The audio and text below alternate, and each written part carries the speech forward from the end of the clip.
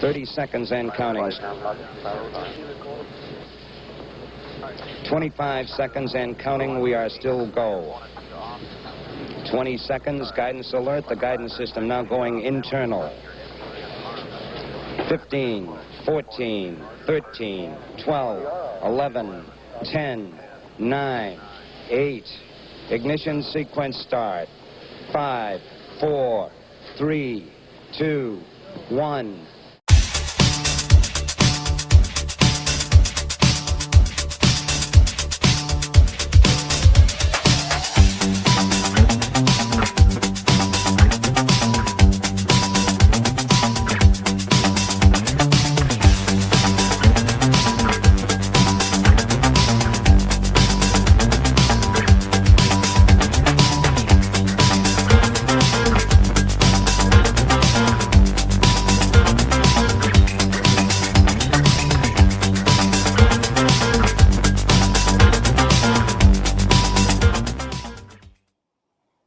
Good evening and welcome to the Angry Astronaut. Hello from Glasgow, Scotland.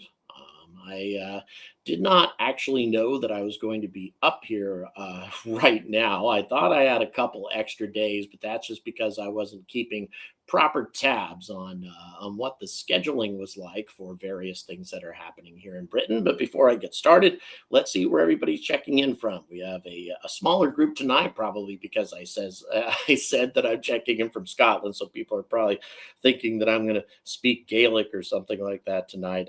We have Wimberley, Texas. Thank you very much for checking in. We also have Dublin, Texas. We have Houston, Texas. Thanks very much. Really, really appreciate it. And I see that we have some questions already. That's good. Mittelheim on Ruhr, Guten Abend, Karl. And we have Antwerp, Belgium. We also have Nottinghamshire and 4 marks. And Calgary, hello. And then the blue and green marble. Hello, Derby. Hello, La Palma, California, and Oklahoma. And Birmingham, UK, just to the south of me now tonight. And we also have Eugene, Oregon, Belgium. Hello, Scotland. Thanks for checking in. We also have Dublin, Ireland. Hello. And yes, I'll be getting I'm going to be addressing some of these questions. I saw some people were posting questions right off the bat. Hello, Jerusalem. Thank you very much for checking in. I hope everybody is safe there. And hello, Anderson, South Carolina. Hello, Manchester, UK. Hello, Nashville. Thanks very much. I really appreciate you checking in. So yeah, we got people all over the place as usual. That's just what's wonderful about the internet, is the fact that we can all talk together. Yeah, let's go ahead and somebody asks, why so angry all the time? Well, I'm angry mostly because I don't think that there's enough being invested in space. Space is so important. And we don't have enough government investment in space. We don't have enough focus on space. We don't have enough people who understand how important space is. And then the other thing that really annoys the hell out of me, oh my God, Goaty, 200 quid? Oh my God, thank you. I'm absolutely stunned. Thank you so much. I do my best to go the extra mile for you guys. And that just blows my mind. So thank you. And in addition, the other reason that I get angry is the fact that there's too much waste for the little money that space gets. We have, a very small budget for NASA, and then NASA goes and blows their money on things that oftentimes aren't going to work or are just a bad investment. SLS, of course, being the biggest example of that. And even though I've made some videos about, how SLS is, remains an important part of getting to the moon right now, if I had to do all over again, never would have gone with SLS, a fully expendable system after all the years that we spent trying to make a reusable system work with the space shuttle. And then to go right back to fully expendable and ridiculously expensive was about the dumbest thing. that ever could have happened. So once again, though, thank you so much, because in 10 days, I'm going to be in the United States. In 10 days, I'm going to be, the greatest of all time, no question.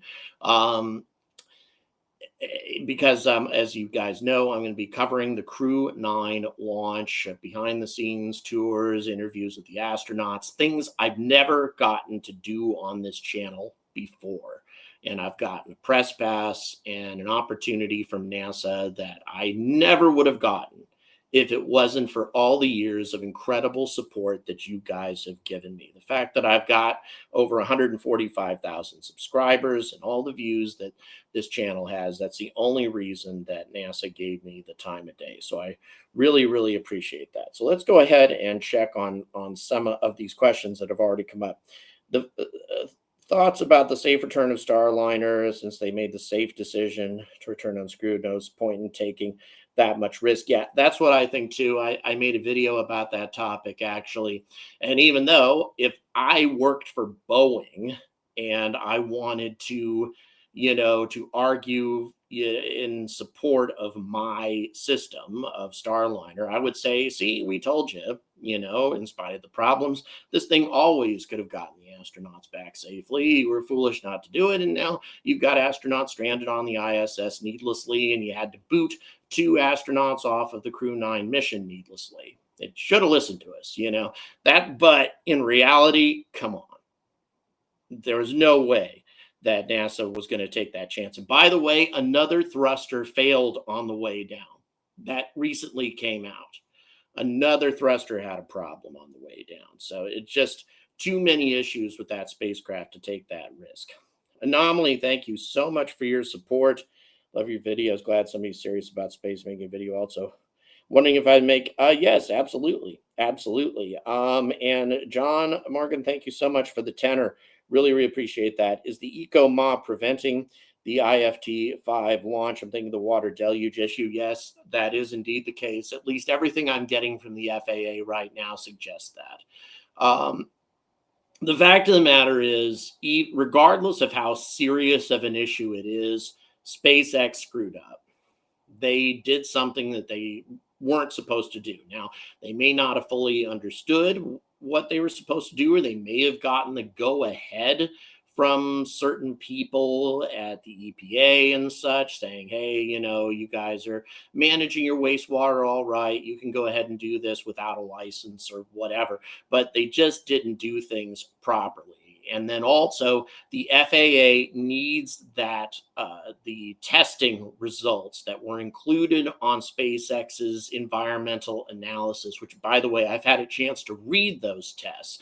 And if you look at them at face value, they are troubling. Now, I think that they're probably just an outlier, that they're no big deal, but still it's the FAA's responsibility to make sure that everything's right with these things. And so it has to be properly investigated. But I continue to maintain that I don't think the FAA is trying to slow SpaceX down at all. And I think they have a pretty good relationship with SpaceX. And their primary motivation is to see that American spaceflight and American aerospace continues to develop as long as the public is protected. That's the big thing. Plastic Pinocchio, thank you so much for the 24 euros. Yes, you have been a subscriber for a long time and a big supporter of this channel. Really, really appreciate that. How is SpaceX making their EVA suits so streamlined? Asks Eric. Well, one of the things is these are not complete spacesuits. If you actually compare the SpaceX spacesuits that the Polaris Dawn folks are wearing to the kinds of spacesuits that say, now I'm forgetting his name all of a sudden. First spacewalker, Russian guy, Alexei Leonov.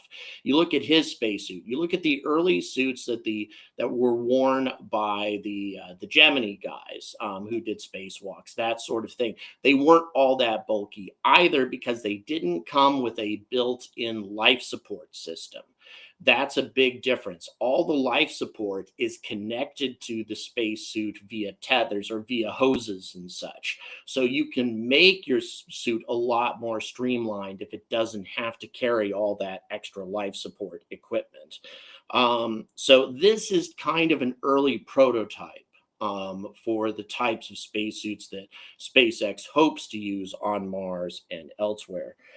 Thank you so much, C. John. And yes, indeed, I really appreciate your support, by the way. And yeah, no BS discussion is definitely what I try to focus on. By the way, there's also a question about something that's been written on warp drives and how UAP footage suggests that there are Alcubierre type warp drives in operation on these spacecraft. I haven't read as much of these reports as I should. I really need to look into them a little bit further. I have to tell you though, I've watched a lot of the best UAP footage. And as far as I'm concerned, I don't see any evidence of Alcubierre warp drives in operation, at least not from the footage that's been released to the public. I don't see any evidence of space being folded or any other kinds of strange anomalous phenomena taking place spatially around these craft as this footage is taken. Now it's still bizarre stuff that happens, especially the Tic Tac UFOs and the enormous reported velocity that was recorded on radar. But this velocity could also be delivered by other types of less exotic propulsion systems, a hypersonic velocity, because what was recorded was roughly Mach 7, Mach 8 speeds from where the Tic Tac UFO was and where it ended up while they were tracking it, again, allegedly. And that kind of velocity can be delivered by a wide variety of different types of propulsion systems. It doesn't necessarily need to be warp drive technology. But nevertheless, I do need to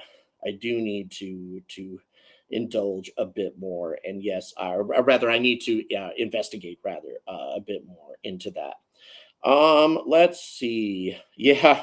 You remember how I emphasized the importance of the water deluge system? Yeah, I talked a lot about that. It is unfortunate that came back to bite them in the way that it did. I hope that they get past this as rapidly as possible. No, I haven't seen the thing on Harold Malmgren. I really, as I say, as much as interested as I am in UAPs and UFOs, I avoid chasing too many rabbit holes, because if I did, that's the only thing I would report on. And this channel will remain predominantly about space flight, space science, space issues, and not about UFOs and UAPs, although it is increasingly becoming that. About 20 to 30% of my content is about that. But it's never going to get any bigger than that, simply because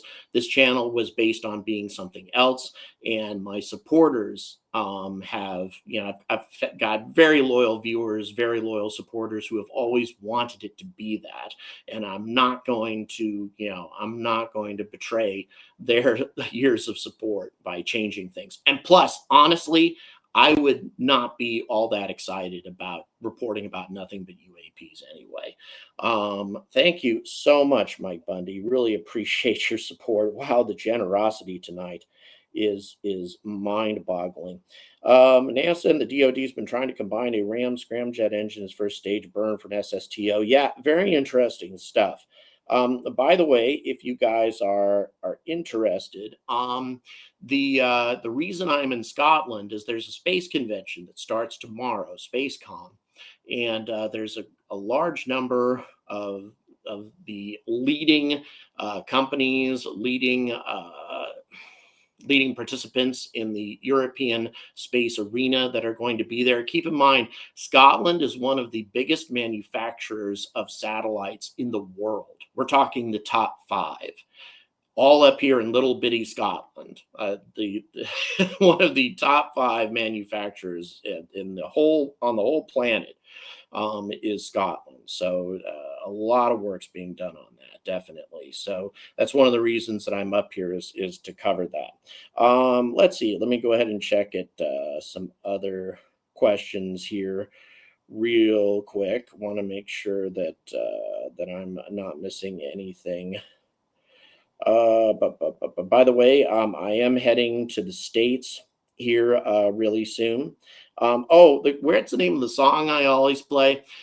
Interestingly enough, that was a song that was copyright-free music that was included on the editing program that I use to make my videos.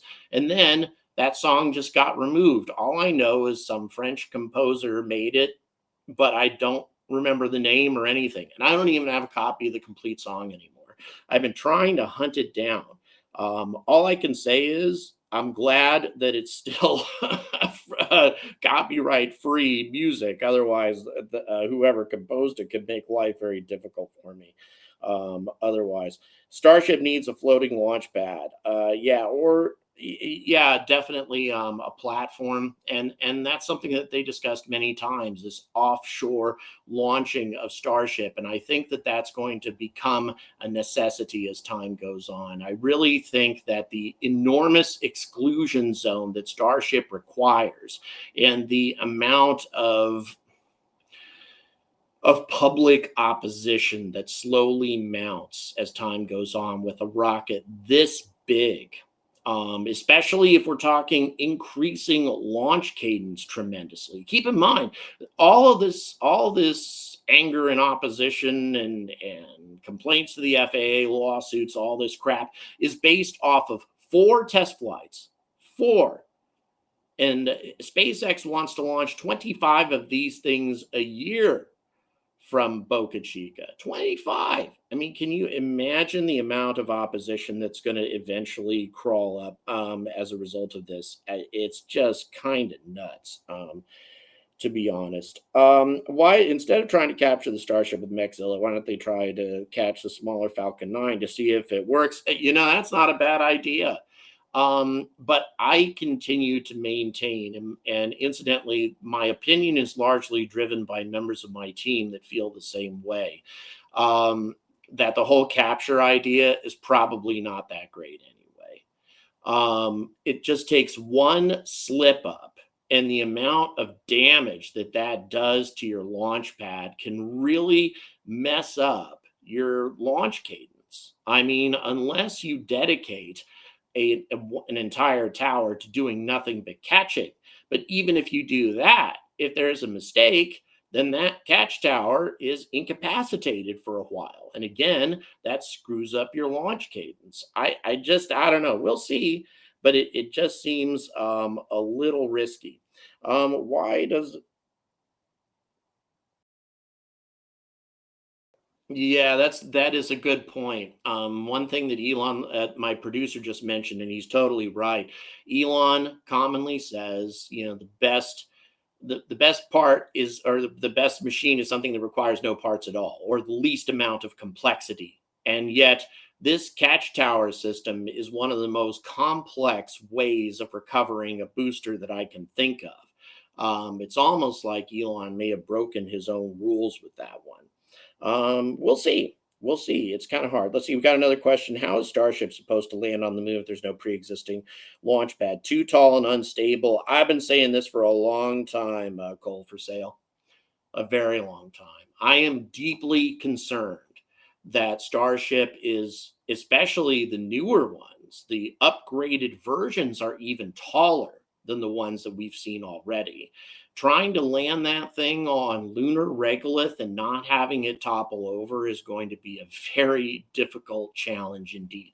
Now, fortunately, there is a company that used to be called Maxar, but it got gobbled up by Astrobotic, that makes robots that are capable of fusing the lunar regolith into a launch pad by means of rocket engines. They hover and blast the regolith gently and just kind of melt it into a launch pad. I don't know if that's going to work, and it might be difficult to make a really big launch pad that way. But that is one way that has been suggested, that launch pads could be put in place ahead of time. NASA's proposed a fast method for Artemis. Please elaborate, producer.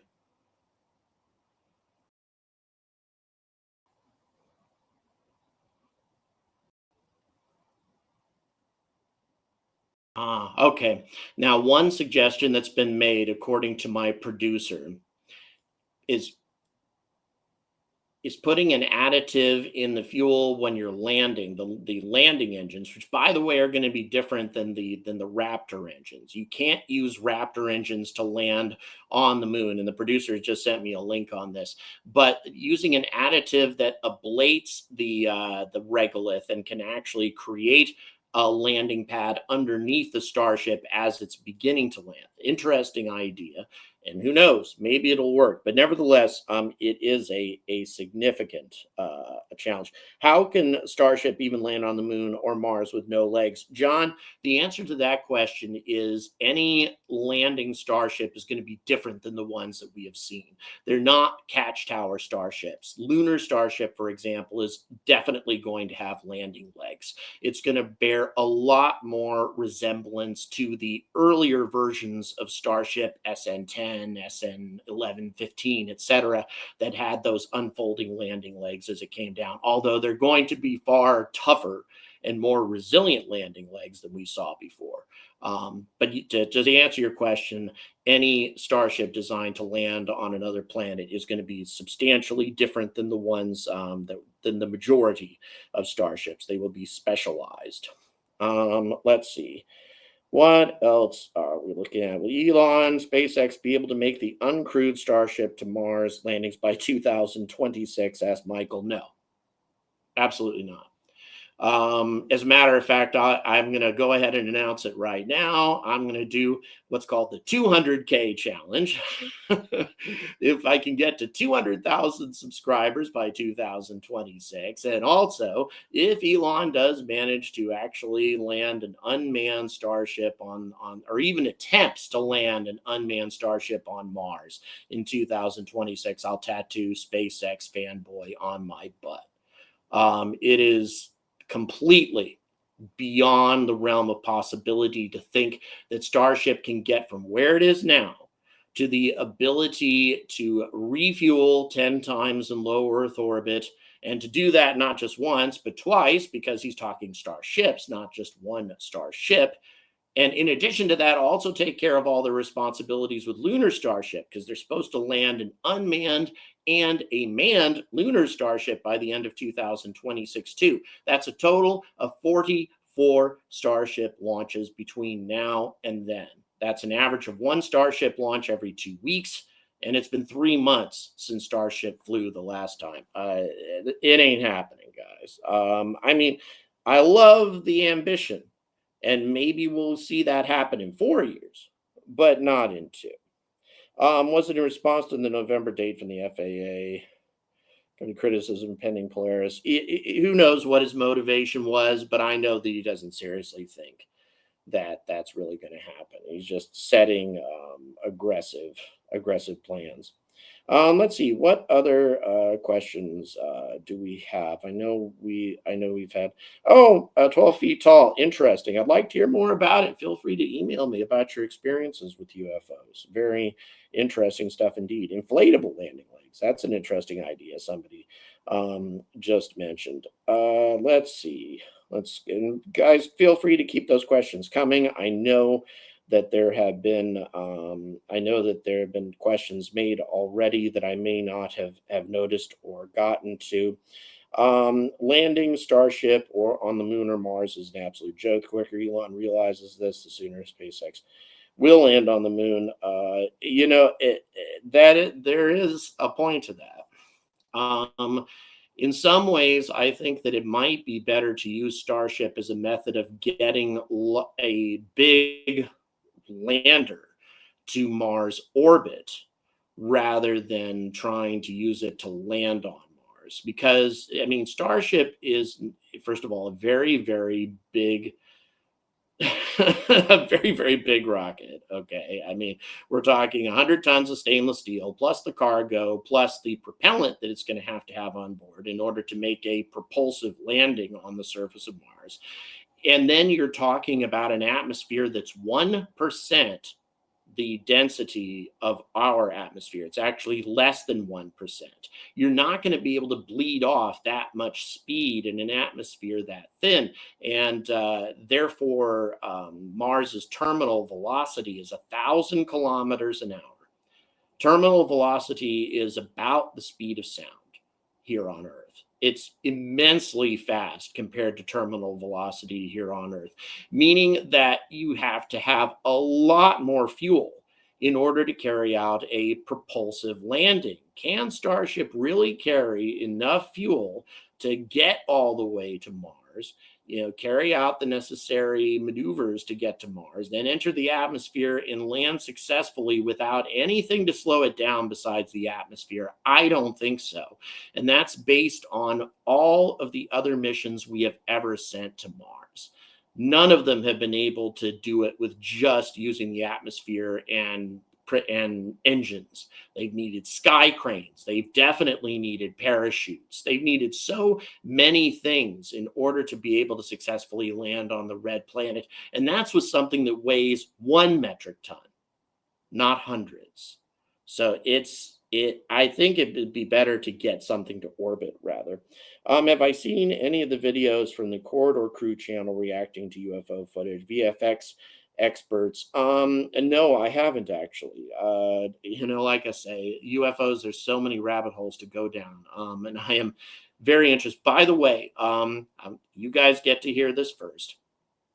The study, that scientific study in Long Island that we were talking about, I have, and boy, I'm telling you, I know now a little bit about how David Grush feels, because I can't tell you what department of the federal government or who at the federal government or anything. I can't give you any specifics on this.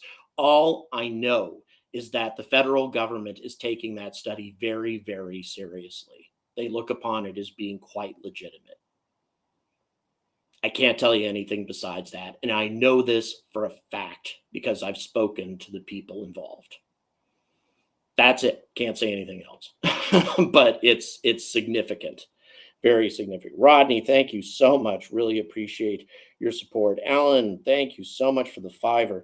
Time scales matter less than the vision. Yes, indeed. How many others are trying to make multiplanetary? And we will indeed get there. I totally agree with that. You know something? I don't know.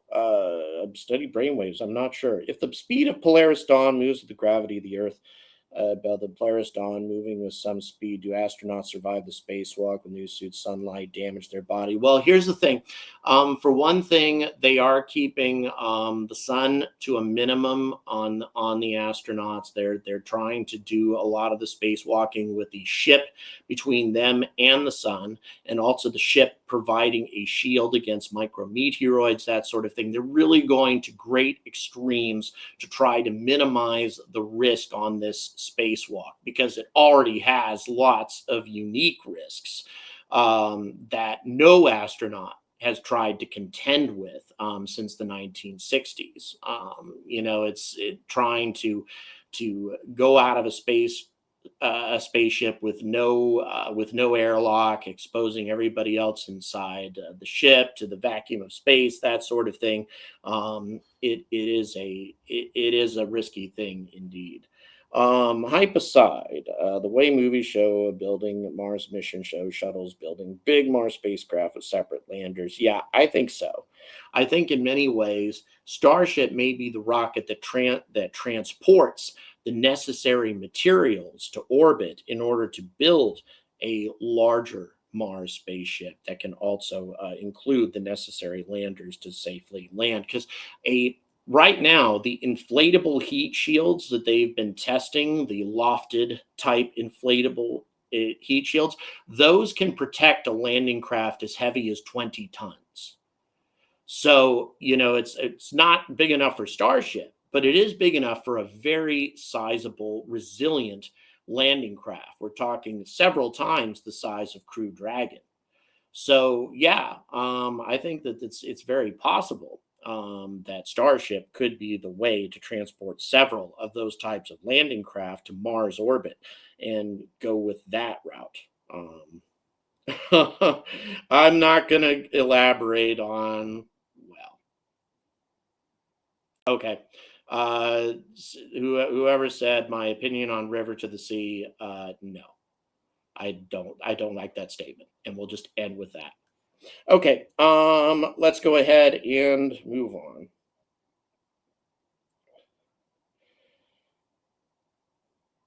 Let's go ahead and see what else we have here. What else? What do I know about Oumuamua? Is it an alien spaceship? I think it is, yes. Or a piece of alien technology of some kind.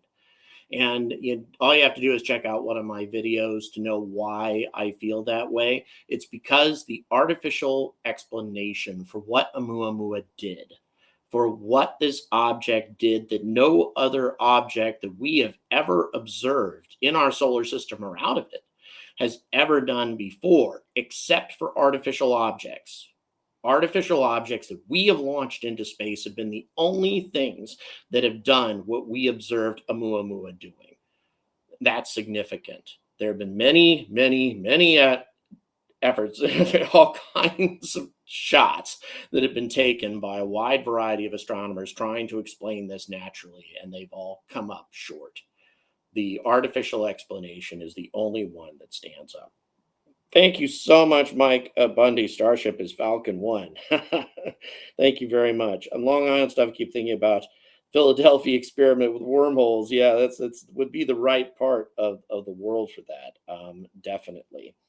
Let's see. Do you think SpaceX will attach Starship to a nuclear pulse engine to get it to Mars in less than 8 months? It's not a bad idea. I think that there's a wide variety of different forms of nuclear propulsion that would definitely improve the transit time from Earth to Mars. And that is very, very important, is reducing that transit time, because then you reduce the amount of time that the astronauts are in microgravity. You reduce the amount of consumables that they go through while they're making that journey. And most importantly, you reduce the time that they are exposed to solar radiation and cosmic rays in interplanetary space, which is actually much, much worse than it is on the surface of Mars. Interestingly enough, and as much as the media has tried to tell us otherwise, for the most part, the surface of Mars and the radiation there, in most areas anyway, is no worse than the radiation on board the International Space Station. It's about the same. So it's interplanetary space that's the real problem. I'm going to go ahead and take two more questions real quick. And by the way, a nuclear thermal engine is going to be tested in 2027. So we are really, really close. Okay, you know what, whistleblower? I'll answer your question on that one, sensible person UFO. It's perfectly sensible because I've seen now sober, reasonable, scientific work that's been done to prove that there is something that is not easily explained going on this planet. There are objects that we cannot explain that are plying the atmosphere of our world, and not just that, also in interplanetary space. I only report on things that have some tangible proof. And I think that we have more than enough tangible proof now to make this into a legitimate subject of study. And I am never going to change my position on that. And by the way, I always, with the Oumuamua and other stuff, talking about interplanet or interstellar phenomena and interplanetary phenomena that might be technosignatures. I've been reporting on that since I started my channel. just the UAPs. That's where things have changed in that regard. Why do I think SpaceX is not looking into nuclear propulsion? Well, they might be, because I know Elon has said that he has an interest in it. But the thing is, you can't have a nuclear engine without the cooperation of the Department of Energy, and a lot of thumbs up from various parts of the government. You need a hell of a lot of okays from powerful individuals in the government in order to push forward with something like that. And I think that Elon doesn't want to be beholden to the government for anything, or beholden to the government for as little as possible. Here's the last one. What are his thoughts about the solar sail technology, the advanced composite solar sail system that we have flying right now? Fascinating stuff. And I think in many ways, that could very well be the future, because the best way to travel as rapidly as possible between the planets, even between the stars, is a system that doesn't require that you carry your fuel on board.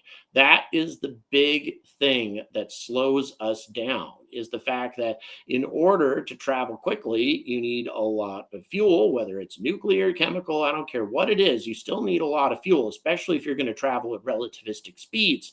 But a solar sail doesn't require all that. And a laser sail, something that can be pushed by laser arrays from Earth, or a magnetic sail, or a radio sail, something like that, you can achieve relativistic speeds with that sort of system without having to carry propellant on board.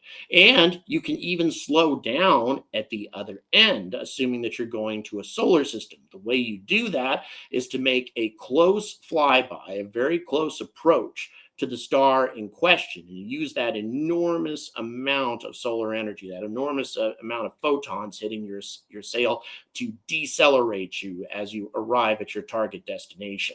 And another way also is to use a magnetic parachute sail of sorts, to use the magnetic field of the destination solar system to slow you down also. I'm very excited about the technology that they're experimenting now. Right now, it's only the very beginnings, unfortunately, and I think we have a long ways to go before we realize anything huge and exciting there. But nevertheless, very exciting indeed. And I wish that I could stay with you all night and keep answering questions, because there have been so many great ones, and I know I've missed a ton of your questions. I'm very sorry, but you know what? Let's do another one of these soon, because I think it's a good thing. I think we got lots of good questions, lots of participation from the audience tonight. Super excited to have gotten that, and huge amounts of generosity from you folks too. Thank you so much for all of that. By the way, I already announced it, but I'll announce it again. Tomorrow night, I'm going to do a meetup in Glasgow. Don't have an exact location yet, but just watch my channel, and I'll be making an announcement on that. For those of you who want to meet up with me tomorrow night in Glasgow, definitely going to make that happen. So make sure to keep your eyes on this channel. Once again, thanks very much for watching. And as always, stay angry about space.